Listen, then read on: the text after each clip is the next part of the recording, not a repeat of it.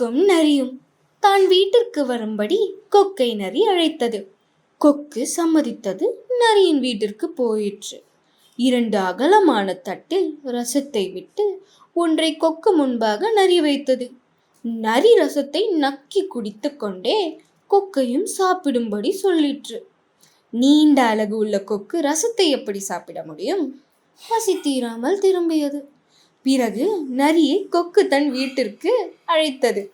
நரி வந்தது. வாய்க்குறுகிய உயரமான 2 கூஜாக்களில் நல்ல உணவுகளை போட்டு வைத்திருந்தது. ஒரு கூஜாவை எடுத்து நரி முன்பாக வைத்து சாப்பிடும்படி உபசாரம் செய்தது. நரியின் மண்டை கூஜாவுக்குள் போக முடியவில்லை. கொக்கு தனது அழகினால் கூஜாவுக்குள் இருந்தவைகளை எடுத்து சாப்பிட்டது. கூஜாவை பார்த்து கொண்டிருப்பதை தவிர வேறு எதுவும் நரியால் செய்ய முடியவில்லை.